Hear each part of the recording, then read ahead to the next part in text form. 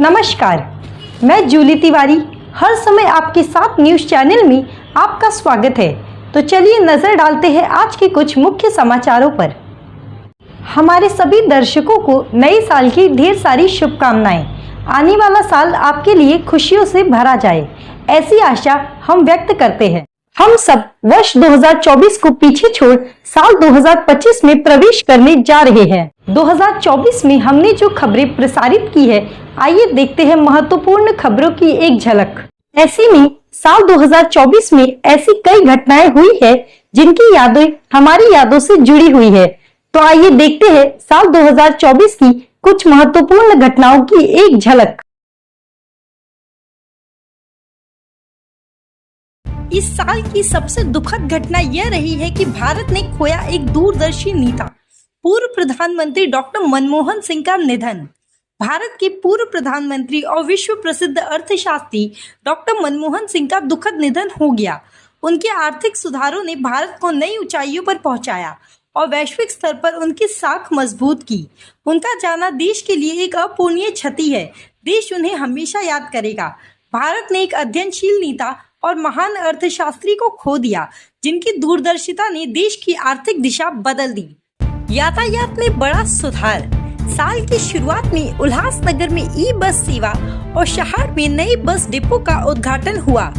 ई बसों ने जहां पर्यावरण संरक्षण में योगदान दिया, वहीं नए बस डिपो ने यात्रियों की सुविधा को और बढ़ाया।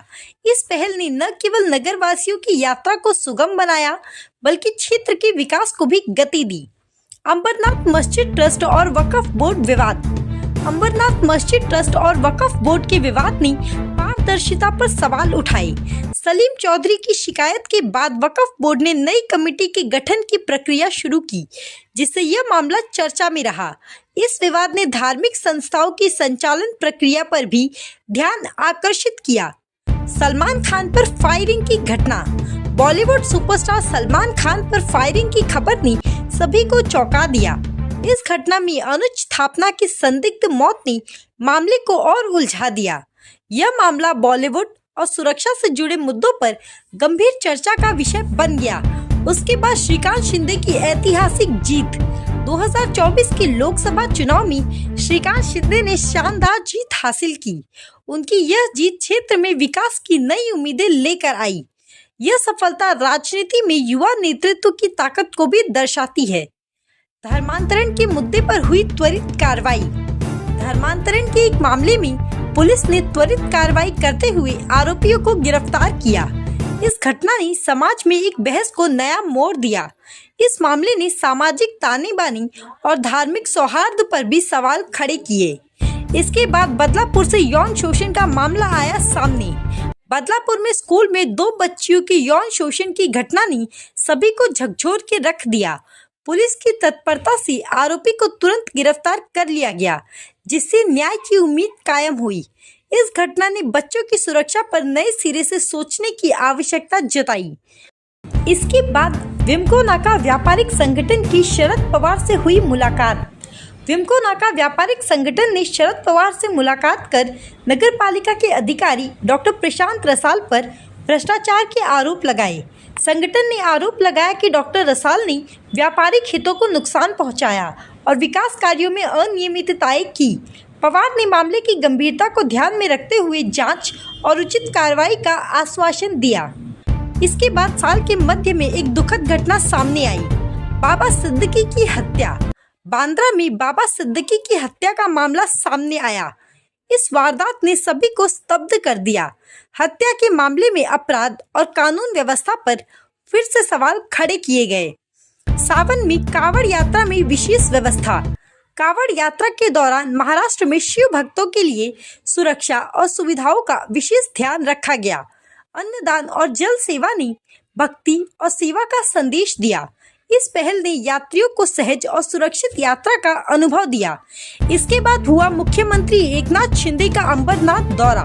मुख्यमंत्री एकनाथ शिंदे ने महाविजय संकल्प सभा में महायुति को समर्थन देने की अपील की। इस दौरान उन्होंने डॉक्टर बालाजी केनिकर की जीत की भी अपील की थी। इस दौरे ने क्षेत्र में राजनीतिक चर्चा को और तेज कर दिया था। इसके बाद चौथी बार चुनाव जीतकर सामने आए बालाजी किनीकर। डॉक्टर बालाजी किनीकर ने चौथी बार चुनाव जीतकर यह साबित किया कि उनका समर्थन जनता के बीच अटूट है। उनकी इस जीत ने जनता के मन में उत्साह और विश्वास को बढ़ावा दिया। इस जीत ने उनके राजनीतिक करियर को एक नई ऊंचाई पर पहुंचा दिया है। और अंततः देवेंद्र फडणवीस का गाय पूजन और शपथ ग्रहण का समारोह। देवेंद्र फडणवीस का गाय पूजन और शपथ ग्रहण समारोह चर्चा में रहा। प्रधानमंत्री नरेंद्र मोदी की उपस्थिति ने इस आयोजन को और भी ऐतिहासिक बना दिया। इस आयोजन ने धार्मिक और राजनीतिक समीकरणों को एक नई दिशा दी। तो यह था साल 2024 की कुछ महत्वपूर्ण घटनाएं। हम आशा करते हैं कि वर्ष 2025 में नागरिकों को इन समस्याओं से न जूझना पड़े। सन 2025 नागरिकों के लिए खुशियों से भरा जाए और आप इसी प्रकार अपना प्यार हम पर बरकरार रखें। एक बार फिर हमारे सभी दर्शकों को क्रिसमस और नए साल की ढेर सारी शुभकामनाएं दी जाती है। तो आज के लिए बस इतना ही। कल फिर मिलेंगे इसी समय इसी चैनल पर। तब तक के लिए मुझे दीजिए इजाजत। धन्यवाद। हमारे चैनल को सब्सक्राइब करें और बेल आइकन दबाना ना भूलें ताकि हमारी खबरें सबसे पहले आप तक पहुंचे।